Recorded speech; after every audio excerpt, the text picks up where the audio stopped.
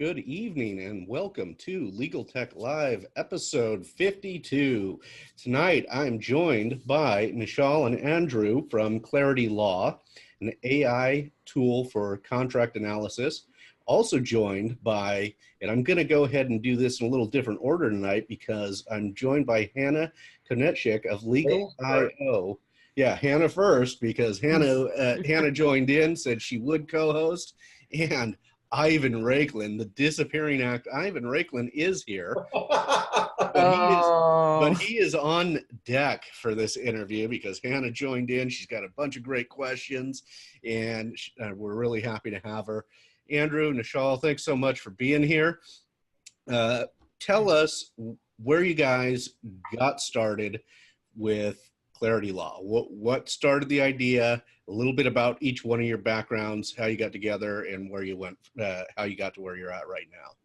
Yeah, thank you so much, and hey everyone. So we got started nearly 3 years ago. So my background is I'm a former lawyer. I used to do M&A mainly in the technology space and IP and licensing. I worked for a US-based firm in Europe. And I thought about changing my career course, so I went to do my LLM at Harvard Law.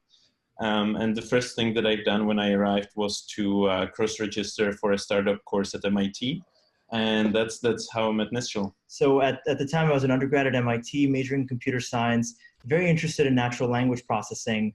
I previously worked at Mass General Hospital on bioinformatics and building machine learning systems that could kind of assist domain experts. And so I was very interested in that space as well. So as Andrew and I got talking, I felt this was a particularly good time to take this problem on because of all of the improvements in sequence-based neural nets for natural language processing.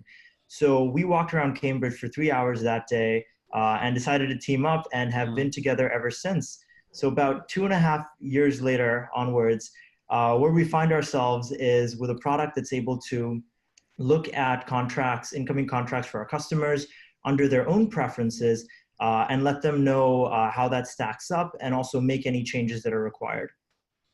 Excellent, excellent. And you guys have some alumni blood in you from Y Combinator, is that right? You're Y Combinator grads? That's correct. Yeah, we were part of the summer 2018 batch. So freshly minted. We actually moved to California exactly a year ago from Boston. Oh, all right. Excellent. And you guys came highly recommended to me in a meeting. Unwritten requirements of YC. What's that? One of the unwritten rules of YC is that you pretty much need to move out there. Right. That's right. Yeah. It was all very dramatic because we found out, I think, 20 days before we had to move out. We had to get rid of our apartment in Boston, find a place over here. So when we landed in California, we actually didn't have a place set up. So it was the full startup experience. Yeah, we rented a huge pickup truck and we put everything in the pickup truck. And for like the first 8 hours, like all of our possessions in this world were in one pickup truck. We moved here with 2 team members, and we're basically trying to get an apartment, and fortunately we did, and successfully moved here. Excellent. And you guys came highly recommended, and I'll get his first name right, I believe, but I forget, I don't have the last name, from Murali at the incubator. Tell me about that incubator that you're a part of now, or accelerator. Sure. So Falcon X is an incubator in the South Bay in Milpitas. They have an amazing set of founders who were very fortunate to be advised by. A lot of them have created very successful companies, particularly in enterprise software. So we feel we've really benefited from their thoughts on what we're doing. Yeah, you came highly recommended. He messaged me and followed up after I met him on LinkedIn, and I said, yes, I would like to have you guys on. I think I said on about episode 51 or 52, and so here we are on 52, so I'm glad you're here.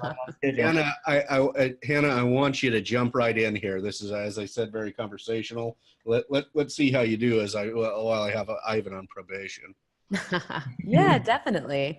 So I think one of the biggest questions, and me and Nick were kind of talking about this, is, the AI contract analytics space is a little bit crowded, right? There's a lot of big companies that have raised a lot of money, right? You're talking like 20, 30, 40 million dollars. So, speaking to you guys, obviously the market size could be very, very large for this, but how do you guys sort of differentiate your product? And where do you guys see that you have a competitive angle against others in the space, like a LawGeeks or, like a Kira Systems? Yeah, absolutely. So when we look at the market, we kind of see this like AI and contracts market like on the highest level, and there's a ton of different companies. But when we sort of like look at it in a more focused way, we actually see very different companies. And so the way we're looking at it is like contract analytics is something where you're able to look at contracts that either are pre-signature or signed and mine some sort of simpler data points from them, right? So for example, if you want to know, okay, I have 5,000 contracts here, I want to know what their term is, I can run them through, and then that saves a bunch of time, and that's great. Then we see the second part is more of a contract review process where it's able to actually relate some of the contents of the contract to sort of like risk preferences or a playbook of a customer, right? And that's highlighting green, yellow, and red clauses in relation to the customer. And then the final step, the final frontier that we see is what we call an AI contract lawyer. And that is actually the capability of producing a marked up version of a contract that's indistinguishable from what a human lawyer would do. And that's where we really sit. And quite honestly, we don't see too much competition here. Because most of the companies are in bucket number 1 or bucket number 2. So there's some trade-offs to kind of taking this approach, which is that we have to be very specific in terms of the contract types that we're going after. So we're not the kind of company that can, that can find 700 different clauses across 70 different types of contracts.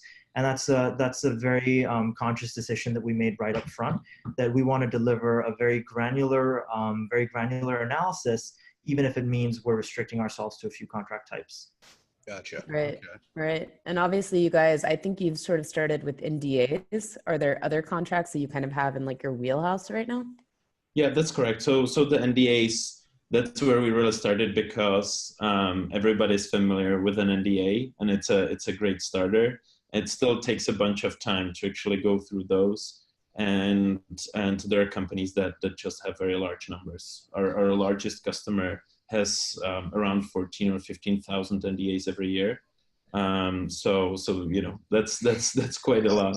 So that's a great question. I always wonder, because I've seen other chatbot related, more chatbot based, like Klarity, who focus on the NDA issue, and I wondered, it gave me a feeling of almost all the e-discovery companies use the Enron collapse as their, because there was so much data from the Enron cases that's what they would use. And so I wonder, why is everybody going for the NDA? And that explained it. I didn't realize.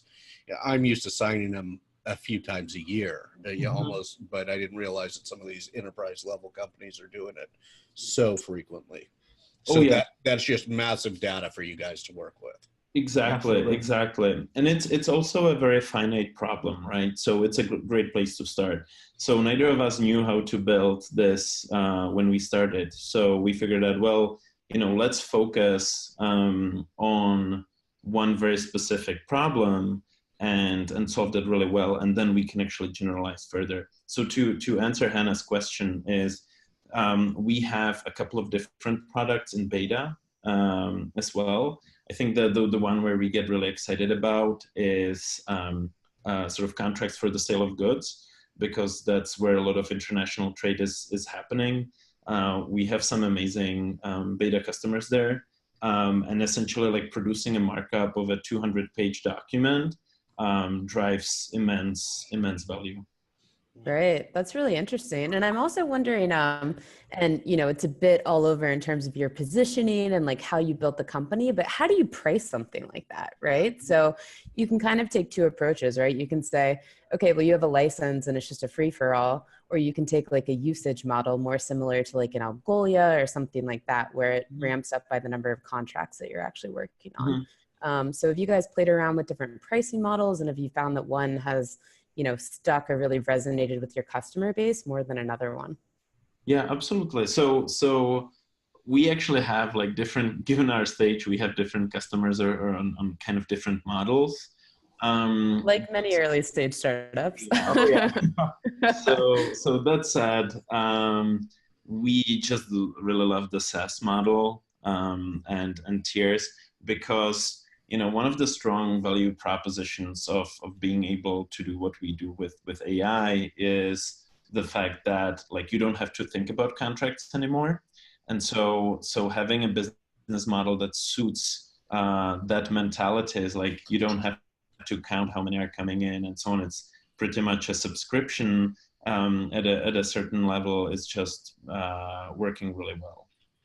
Right. Fantastic. That's awesome. So you want to do the tiered, user pay per user kind of model, or pay per $19.99, $29.99, $39. That's what the tier it's per customer, really. Per customer. So I think like one of the things about us is that like all our customers are really large companies. So the ones that we can talk about, right? Like on the smaller side, we have companies like Segment using us. On the larger side, companies like Salesforce using us. And so we sort of like fall in that spectrum. And so there's a lot of like custom pricing and so on, of course involved, because at the enterprise level, that's the way to do it. You doing so at like the enterprise level? Is it more of a licensing agreement at that point? It's SaaS. It's SaaS still. Right. That's great. And I know, so our company plays a bit on the enterprise side too, and we have a lot of conversations with internal legal teams. So when you guys go to make a sale, are you selling directly to the general counsel? Do you try and go in via, like other in-house attorneys, or are you really trying to interface with the legal operations department, or none of those three? Like who do you really resonate with? Because all three of those like user personas are slightly different. Yeah, no, for sure. We love going through legal operations if the company has that. That's kind of more common in the Bay Area. It's much less common outside of the Bay Area. So in those cases, we typically go through the general counsel. We think we have a really good sort of way to talk to them. And we typically drive the sales much faster than if we start somewhere else.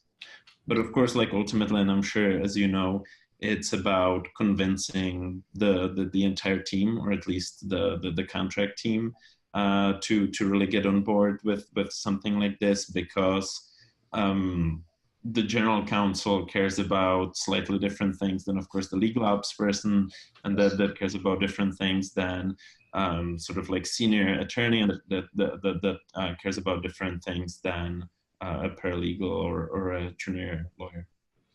So, those are all very different, and who the in-stage purchaser is always trying to identify that person is always difficult as well. You guys have been around then, what, 2018 was your launch?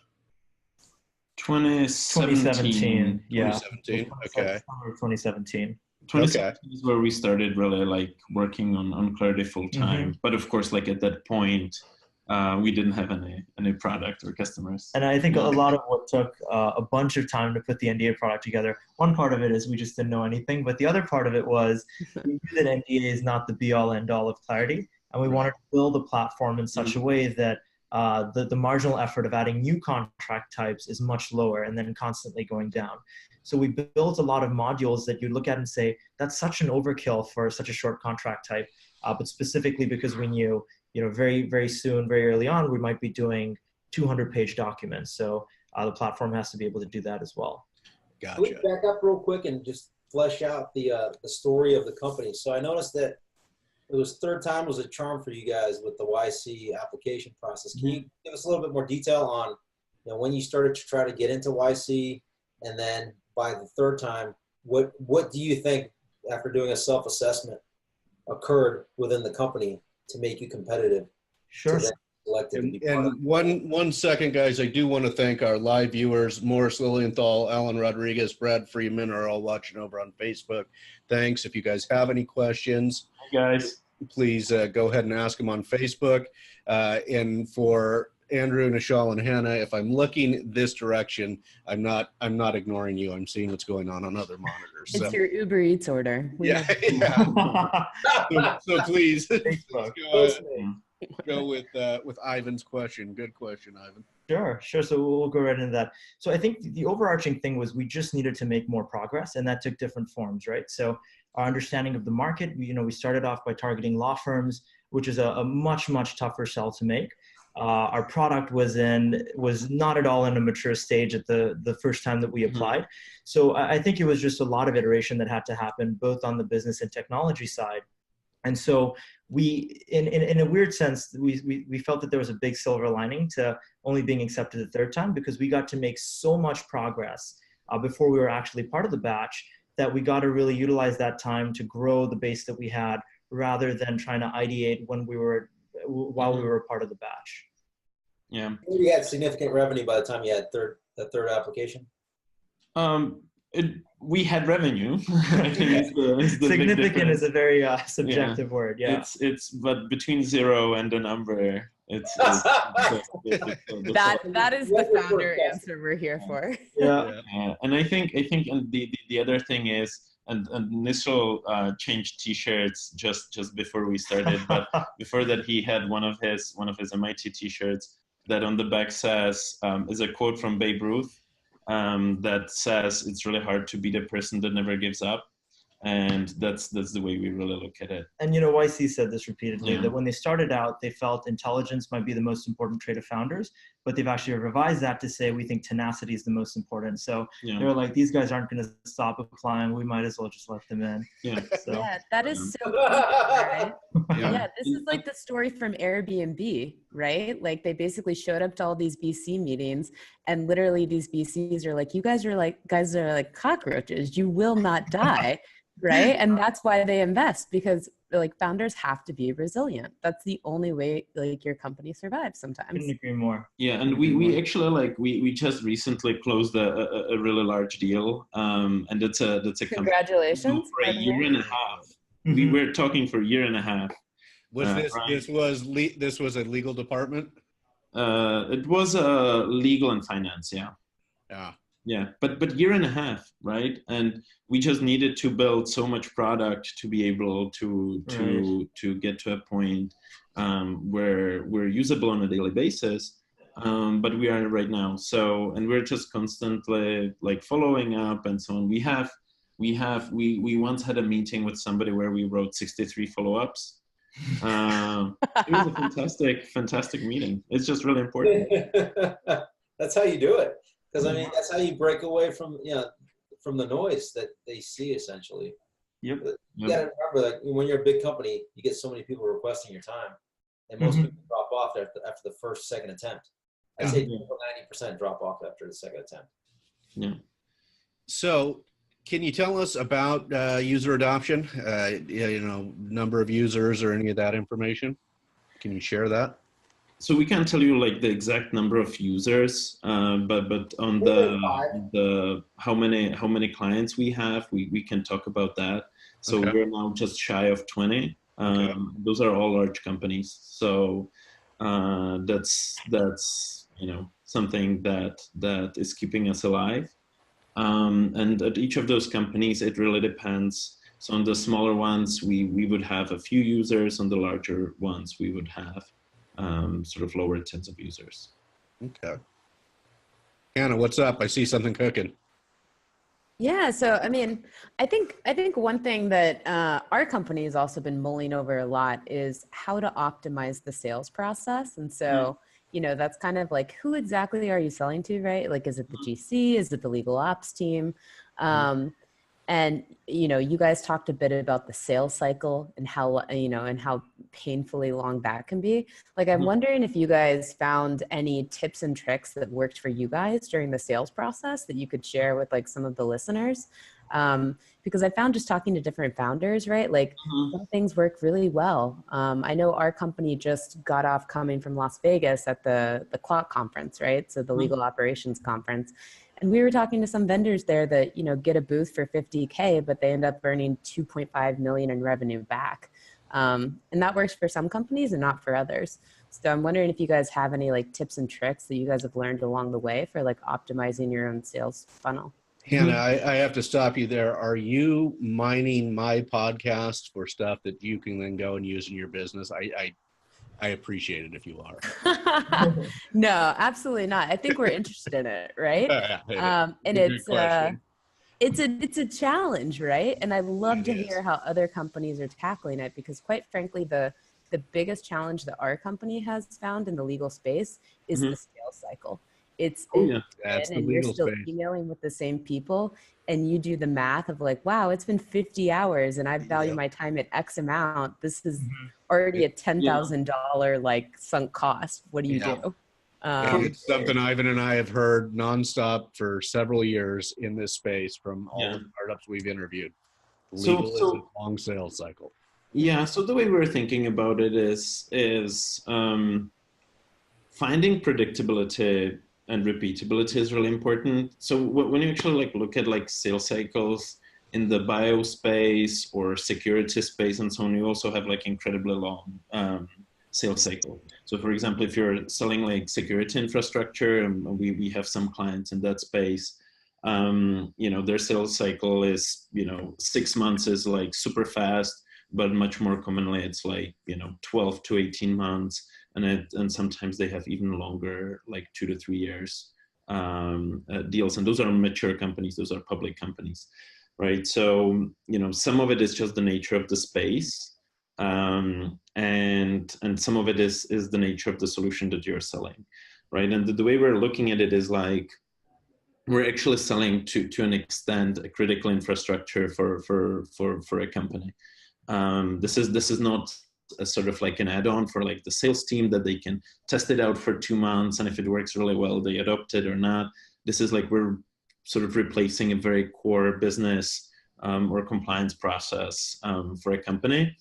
And so the way we're thinking about it is like, it's very hard to convince somebody to make a huge decision extremely quickly. So the way we're thinking about it is more just be very consistent in building the sales pipeline and building the product to an extent where it just appeals to more and more customers, and there are less objections about oh, I need this specific feature to be built and so on. And I think like the last thing that really helped us recently is that we launched a demo, and we're one of the few, or if not the only, sort of legal contract company that actually launched a live demo where anybody can come in, drag and drop an NDA, and receives a limited analysis right on the spot. So this is at claritylaw.com/NDA. It is free for now. Can't promise it'll always be that way. So if you're watching this, please go try that out. But what we found is that consistently, if we could get to the point where we're showing somebody a demo, things start going really well. And so we started thinking, how can we get people to that point quicker and quicker? And ideally, how can they get themselves to that point? And this tool has been very helpful in terms of lead gen. We've had a lot of people writing in saying, oh, this actually works. There's a lot of companies that say they have incredibly advanced AI, and then I get on a demo call with them and I'm not actually able to get anything out of it. So this has been pretty useful. And I have a suggestion for you on that, but it's really a question first, followed by the suggestion. You guys, there's almost no marketing at this point, correct? Very little marketing. Yeah. I thought I was looking and tagging you guys on Twitter and didn't see a lot there. So I do have a question, but that demo being so important, I would snag it and video record one of those demos and get that on YouTube as a walkthrough as to how this works, and you can attach that in your emails when it's going out to people. And I think that and especially if it's like a 2-minute demo of how this works, that will be hugely helpful to those that you're trying to convince. Let's do one right now. Yeah. Should we do it Let's do a live? demo right now? That is literally a founder's worst sort of like I know. the pit drops out of the stomach and Well, they were willing to come on a live video. yeah. The You guys are able staging to edit server this out goes if it down goes and you're like, right? oh, it's We out don't- of my control. It is raw, my friends, raw. Do you guys feel comfortable with it? Do we do it live? Absolutely. Absolutely. Let's do it. You guys want to share your screen? This is what we love. And I have about 75 different windows open, so Fair I enough. want to clean it up. Minimize all the nefarious windows. Yeah, So- I want to make sure our customer emails aren't. While you guys are setting that up, though, and maybe Andrew can, while you're setting that up, maybe Andrew can answer then what my question really was, is without marketing, how have you guys really targeted the customers that you have right now? If they have your accelerator helped you in, the Y Combinator people put you in touch with them? How have you really developed your sales? So, I mean, like, honestly, like we're huge believers in the fact that the thing that helps you get customers as an enterprise company is sales, and nothing else, honestly. And so we just focused all of our efforts on just direct sales. Cold calls, cold emails, that type of thing? Cold emails, introductions from investors, introductions from people that we know otherwise, lots of cold emails, like bothering people, and that works, right? Like that's the thing. And the way we're looking at it is like, as an enterprise startup, your goal is to find people who either have such a big problem or who are so excited about working with you that they actually that they're willing to take a bet on you, right? And that they're willing to test out early technology and give you the feedback that you need, and that's what we focused on. All right, so it is due right now. As soon as we figure out how to share our screens, it should, at the bottom, you should have the option to, you see an option for share. I may have to give you now if I give you the control, I really have a problem giving away control here. You can tell that I'm the one doing the sales calls. Yeah. Just take 10% of the company, Nick. Yeah. If I give away control, you guys will maybe have to you'll have to hand it back at another point so that I can. We wouldn't dream of stealing control. Yeah. Just for the take me off as being a host. I think you can do it for 2 or 3 people. Yeah, it does say we're disabled from screen sharing. Okay, we're the host now. Yep. Oh man, we're feeling powerful. Moves, guys. I'm over. I'm done. Will Norman in the comments says, the beauty of the video, who is a practicing lawyer, says the beauty of the video is that you don't have to bother them. You don't have to have those constant touches. If they get the email and they don't get around to it, they can get it later. And I'm going to give you another idea that might be even better than the YouTube video, although I think please do. Guys. Slow down. Let's get them while they're hot. With the iron's hot right now. They want to see it. Let's see it. All right, so this is claritylaw.com/NDA. So like we said, anybody in the world can come upload their NDA and we'll review that for free.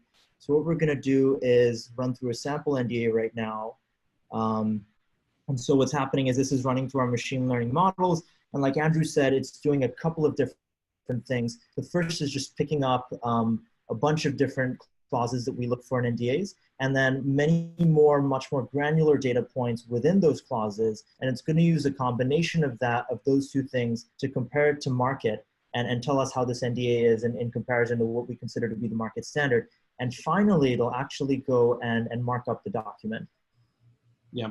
So this is, of course, like simplified compared to what our enterprise version is, and the interface is different as well. But this is for everybody that they can really try and test it out on their documents. And so what you see here is firstly the actual review document, and we do 2 things on top of the document. One is highlighting things, and explaining in layman terms what that is. That's honestly something that we typically switch off for our enterprise users because they don't need it. They only want the actual markup, the changes, and then the changes themselves. And then on the right side, you actually see how market is this particular NDA. And in this case, the sample one that we have here is only 60% market standard because it has 2 red flags and 2 yellow flags. And where are you pulling in all the data to do the comparative analysis between this .NDA and what represents your market standard? Yeah, so we actually keep a couple of different market standards. So our customers on the NDA product recruit from different industries. So we keep that based on an industry. And this one in particular is enterprise software market standard in the US. So one of the data products that we offer our customers is the ability to look at market standard through a collection of dashboards and see how that evolves over time. And Hannah, this kind of come back to your question of which pricing model makes the most sense and why we decided to go with subscription. Mm-hmm. Right. And I guess just digging in a little bit deeper into the market standard. So what data set did you pull that from? So like, how did you get 100 different NDAs and then determine what the culmination of all of that? The secret sauce. Mm-hmm. Yeah, exactly. So it's much more, it's much more data than 100 NDAs. And that's something that we don't want to talk about. So you guys aren't willing just to blindly share your proprietary information with the world. It's strange, we know, but interesting. Well, I guess I'll have to sign that NDA and run it through the KlarityLaw.com/NDA. Yeah. And then of course, like you can actually receive the full analysis in a Word document if you give us your email, right? That's how we use it for lead generation. Yeah. And actually you can also, if you're happy with it, you can actually e-sign it right away, and we integrate it with HelloSign, which is also another YC company, and we really love their product. So we integrated with HelloSign, and anybody can sign right away. Excellent. Very great. And so I have a question about exactly what you're selling to the end user, right? So when you sell a dashboard to, say, you're partnering with Segment, are you guys are they benchmarking it against the market standard, or did they define what the Segment standard is? And then really they're getting a benchmarking tool that says, somebody sent back an NDA, there are 100 red flags about them changing this. So like what is the end product, and what's the, I like to say, like, a lot of products are data rich, but insight poor. Like, what's the insight that you're actually selling to the end customer? Yeah, absolutely. So that's essentially a sliding scale, right? Is like where I am willing to take market. So for example, if you talk to startups typically say, I am willing to sign anything that is market standard. I'm happy with that. I don't want to negotiate like specific terms. And on the other side of the spectrum, you have huge companies like IBM and so on, with hundreds of thousands of employees and very specific product lines and so on, with very specific and demanding sort of specific things that they want to have in every single contract, or don't want to have in every single contract. And so with our customers, it's typically a combination of both. Where they have some preferences, right? And they say, these are the 10 things that we have to have there. These are the 5 things that we want to remove. And these are the 10 things that we change in a specific way, right? And it can be as simple as governing law, but it can be as complex as sort of redrafting or inserting carve-outs for a non-solicitation clause. And, so the customer kind of defines what they want and where they're willing to take what's market, and where they're really interested in enforcing their own preferences. Is there any editing capability of this NDA within the dashboard? So once I see the red flags, if I want to go look at those and edit it right then and there, or no? So we actually deliver the analysis over Microsoft Word. and that goes straight to your email, and you can download that as a Word document. And if you can see over here, right at the top of the document, you see those little blue red lines. Yeah. So it actually has the capability to go in track changes. Oh, nice. For you that you can then go and approve or reject if you're comfortable. Yeah, you can't. You basically, like, there's no way you can distinguish that from what a human would do. Mm-hmm. Those recommendations, right, of what the market standard should read, and then you accept or not those recommendations. Because I'm looking at it, I don't know how to make it a little bigger. It's difficult to see. Yeah, it's. So what we can do is we can actually pull up the Word document that's the output. That'd be good. I'm just going to stop sharing for a second so I can open my email and get that document. Sure. Yep. We're very conscious about data security. Yeah. As anyone in the tech and or legal industry should be. Yeah. Yeah. A lawyer in the Facebook groups, Brad Friedman, says this is really great stuff, very interesting and useful. He loves it. So thank you, Brad. Thank you, Brad. Thank you. Appreciate that. Yeah, so if you know anybody at who do you need? Baker and McKenzie is probably a good client. Yeah, definitely. That'd be a good client. So I have one question for you guys, and this is more like how you envision sort of the role of your platform and your tool going forward. Is I've become very, very intrigued by platforms that are designed to be integration first, right? And so are you guys actively thinking about integrating with other platforms? I know that you have Salesforce as a customer, but integrating with something like a Salesforce. So, you know, whatever tool that a sales team is using to sign NDAs or any sort of business development team, you can just pull all of those contracts in directly from one of those tools. Or right now, are you thinking more that more manually these NDAs are going to have to be uploaded? Like, how do you sort of envision that playing out in terms of your, you know, platform architecture going forwards? Yeah, so Salesforce integration was a no-brainer. That was the first integration that we've built. I think that it's largely driven by the fact, again, that we're enterprise, right? So it means like our clients have lots of differently structured workflows. But the tools remain kind of the same. There's like a finite pool of the tools that they're using. And, you know, sometimes you want to be integrated with Salesforce. Sometimes you want to be integrated with a ticketing system. Sometimes you want to be integrated with a contract management system. And so we definitely keep that in mind. And as we go, we basically create those integrations as our clients request. We've just been very meticulous about making sure the processing and the machine learning is completely disparate from the integration. So we can add these on without having to actually change the product in a significant way. So I've been able to open up the document. I'm just going to share my screen again. All right. Are you guys able to see this? There we go. That's better. Yep. So what you're going to see here is essentially two things. The first is you have highlights and comments, and the colors, of course, indicating how similar it is to market, where green is extremely similar, yellow is somewhat dissimilar, and red is very far from market. And then you have the actual red lines here, where so right in the header, it's able to insert the company name. So for our enterprise customers who give us their details, we can actually put in their exact details over here. Of course, because this is a free public demo, it just says your company name. But you can actually see it's fairly granular in that even though there's just a 2.0 here, it knows to insert the 1.9 and make that 2019.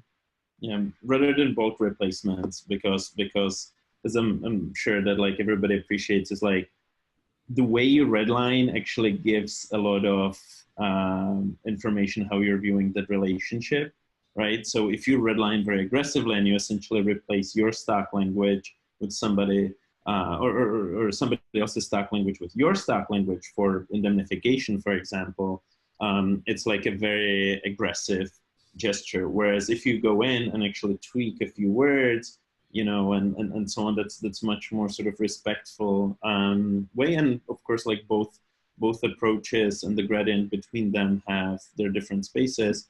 But what we really demo here is like how granular and how precise and respectful the system can actually be. And to that point, you can see over here that it's actually able to find multiple different clauses within a single paragraph. And so it's able to split up even within a single sentence to kind of catch the organic flow of ideas. So like Andrew was saying, it's very similar to how a human lawyer might think about this in terms of acknowledging that, there's no reason you can't have multiple clauses just for brevity's sake in a single piece of text. And if we keep moving downwards, you can see over here that it's expanded the scope of the authorized disclosure to include directors, advisors, officers, affiliates. So this is a prime example of something that customers are able to customize to however they want it to be. And this is just what we consider to be market. Yeah, and typically this is something very important for all enterprise customers, and even more in the asset management space. So when you're processing, for example, deal NDAs, when companies are looking at, a potential new like private equity investment or something like that, it's actually really important to figure out who exactly you can disclose the information to and who not, right? So that's like one of the very popular edits. So then what are the minimal inputs that are required to come up with a strong recommendation, if you will? Is it essentially just jurisdiction? Or no, the contract itself is enough. So just a Word document with the NDA. Okay. Again, it's not exercising any legal judgment based on jurisdiction. It's simply comparing it to what we consider to be market. All right, excellent. So wouldn't the market be dictated by the jurisdiction of the NDA? Correct. Depending on what, where they decide that the venue is going to be. Oh, yeah, that's correct. But, we're not dealing with problems of scale just yet.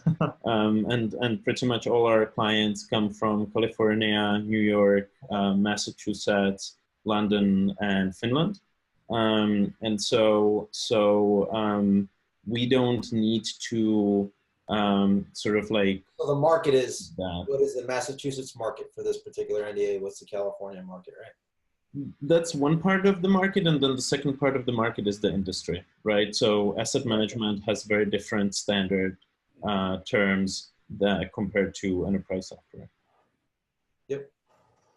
And all the lawyerly noises that inure from that. Mm-hmm. Yeah. The interesting thing is like, it's somehow like what is kind of like market in that specific jurisdiction actually trickles down from typically more from clients' preferences than from the data that you actually see. Okay. Excellent. So Nick, we're going to give you back control over here. Good, because I was really getting nervous, Nischal. We can see that. I know that you're drunk with power, and I know that feeling. Hard to resist. We're starting to feel like a large enterprise here. Yeah. You always got to project big, right? Right. Absolutely. So what do you guys see in the next 3, 6, 9 months for you? Mm-hmm. So a lot of it is like about growth, right? So constantly focusing on getting more and more clients on board, and getting. Who's your number one that you haven't had a chance to converse with yet, if you want to share? Oh, sorry, Ivan, could you repeat that? Yeah, who would be your number one client? No, we don't believe in that, because we might already be talking to them. So yeah. we very don't. Very diplomatic answer. We might also be under an NDA, right? So. But you could choose from the Fortune 500 and the AmLaw 200, and you've got some pretty good targets there. So we're actually not selling to law firms. No. Right now, no. We're definitely open to it, but we don't specifically target law firms. We get inbound, but we just don't think that it fits really the law firm model. It's much more geared towards enterprise users who have very repeatable workflows. Okay. And to the other part of your question about where things are headed in the next 3 years, we really want to be able to take this kind of machine intelligence and apply it in a much broader fashion. Mm-hmm. So take this kind of granularity and be able to add new contract types incredibly quickly, and broaden the scope of changes that we're able to make in a document. So your insurance contracts, your real estate deals, things like that have form contracts, would that be what, or relatively similar types of contracts? Is that what would be best for you? No, it doesn't have to be very similar, right? It just needs to be an industry that, because in every single industry, people are dealing with the same problems, but are dealing with but it's always worded differently, right? That's the source of complexity. And so even if you look at the NDAs, like the shortest NDA that we've processed is less than half a page. And the longest NDA that we've processed is a German NDA that's over 30 pages long. No. Right? It's still an NDA. And similarly, if we look at, for example, the contracts for the sale of goods, you can have simple contracts that are 4 or 5 pages, but we have also seen 300-page monsters, right, where only the indemnification and limitation of liability section spends 80 pages, 90 pages. So are there particular verticals that you see that are most enticing to you? We definitely do see those verticals. Are you able to share some ideas of some? Not saying that you have to give away, but are there things that you see that you would like to go for that? So maybe we'll talk about a vertical that we, for example, where we don't see, where sort of counterintuitively we learned that it's not great, and that's banking. Sort of banking and finance is generally not a great market. It's very intuitive for a lot of people to have solutions for that. I know that there's a solution for like automated abstraction of ISDAs and a bunch of different things. But what you will run into with financial institutions like that is your software has to run on premise. And, for example, we were talking very early on to this large bank that was very excited. We were even more excited of this. Right. And up to a point where they're like, okay, and these are our servers and you can run on these servers. And the way you update the software is that you will get a laptop that's logged into one of our local or regional HQs. And if you need to push an update, you go there with a thumb drive, you put it in the laptop, you authenticate, and you push your update. And at that point, we stopped being excited. And how does that even work if you're a company that's deploying twice a week? It's horrible. And if you have a machine learning product, it's pretty much just kills you. That's insane. Like we're deploying stuff to production, like sometimes 2-3 times a week, right? I mean, you have like waterfall methodology. So you're just going to walk down with your thumb drive? Yeah. Well, somebody would have to make very frequent trips, right? That's got to be a big contract. That's got to be a really sweet contract for that kind of. Right. Or you just have like your one thumb drive guy and you're like, this is all you do. You only have one job. Yeah. So we do a lot Uber for banking thumb drives. That's going to be the next one. You just hire some guy to drive to banks and up. Yeah. You have your TaskRabbit, right? Yeah. That's what it is. Guys, there's so many questions, but we've been going for about 45 minutes now, and there's a lot of questions about this. What haven't we asked that you guys would like to focus on that to sort of wrap things up? I know it looks like Hannah and Ivan probably have several more questions. I do as well, but we'll have you back on when that revenue just keeps going up and to the right.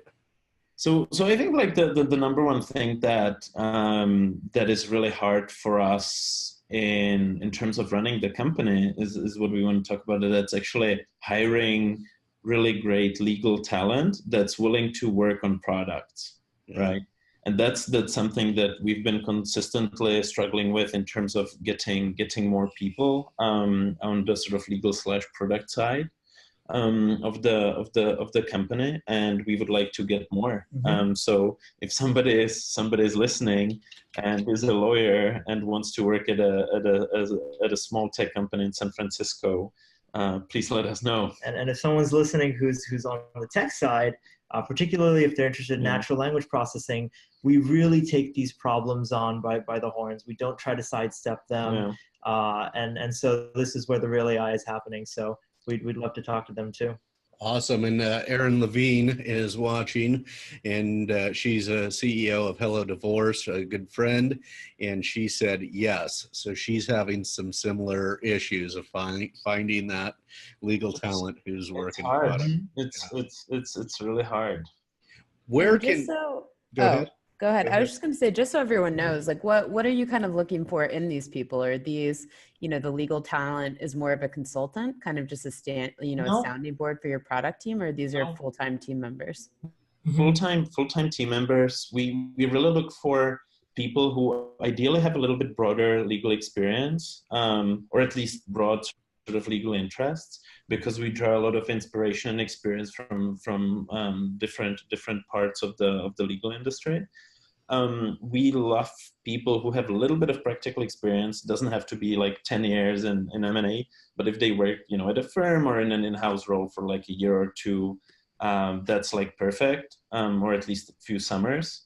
And people who are just really excited about building a product, building technology, talking, you know, like talking to the technology team, talking to the product people. And this is something we found with engineers too, is that if each domain can have a lot of interest in the other side, just coming into the job, it makes things so much easier. Because, so for example, I was very fascinated to get to talk to Andrew, who's a lawyer, understand more about where he's coming from. And that made the discussion so much easier, because for the first few months, we were practically speaking a different language. But if you have that interest, it just makes it such a fun learning experience. Yeah, and I was always very interested in machine learning. So who isn't these days? That's true. Buzzword. You guys are in a very sexy space right now. That is there's no doubt about it. Where can folks get in touch with you? So we have a website. The NDA website that you saw is claritylaw.com/NDA, and then they can message us on Andrew@claritylaw.com or Nischal@claritylaw.com, and we respond to every single email that we receive. And certainly, if they want to subscribe, subscription inquiries are very welcome. Of course. They're all at claritylaw.com/NDA or Andrew@claritylaw.com. Excellent, guys. Thanks so much for being here. Our guests tonight were Andrew and Nischal from KlarityLaw.com, our amazing, just spectacular, stupendous guest co-host, Hannah Konitshek of Legal.io, and somebody who I haven't seen in some time. Thanks, Ivan, for being here. Where have you been? Thank you all, and don't disappear when we stop recording, guys. I'll have a couple of comments for you, and we'll talk when it's over. That's it. That wraps us up for Legal Tech Live, episode 52. Join us next time. Thank you so much for having us. Thank you all. Thank you. Goodbye.